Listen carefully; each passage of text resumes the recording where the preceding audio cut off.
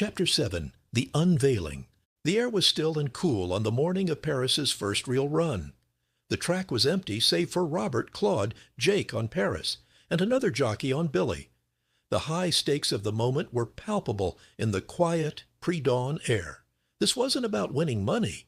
It was about answering a question.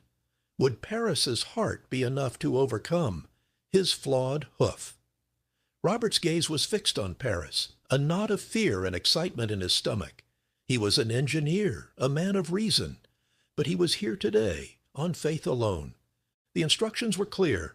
Start slow, keep them side by side at a moderate speed, and then, at the final turn, a test, a whisper of a cue, not a harsh whip, would be given to Paris to see if he would respond. As the horses started, they moved in perfect unison, their rhythmic gallop a soothing sound in the morning silence.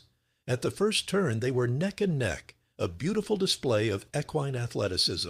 It was not a race, but a controlled experiment, and so far all data pointed to success.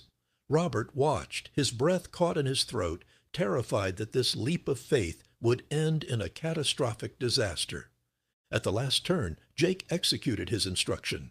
He gave Paris a light cue, a subtle whisper that only a jockey and a horse in perfect sync could understand. In that instant, something extraordinary happened. Paris didn't just respond. He exploded. The chestnut horse took a deep breath, and in a flash he shifted into a gear that no one, not even Robert, knew he had. Paris was no longer just running. He was flying. His strides were powerful and fluid, his body a blur of muscle and speed. He left Billy in the dust, his hooves pounding the track with a thunderous rhythm.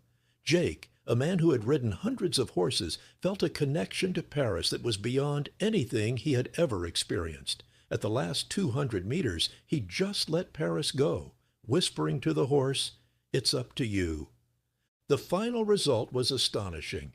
Paris didn't just win the unofficial training run, he broke the track record. There were no cheers, no crowd, just the stunned silence of the three men.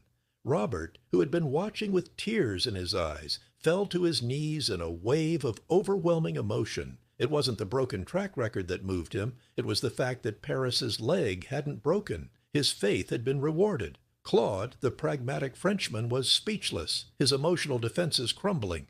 He looked at Paris with a new reverence, a newfound respect for a horse that had defied all logic. Even Billy, the pacer who had been left behind, looked on with what could only be described as equine respect. From that day on, everything changed. They all knew the truth now. The tilted hoof was a birth defect, a flaw, but it wasn't a death sentence. It was a part of a much larger story.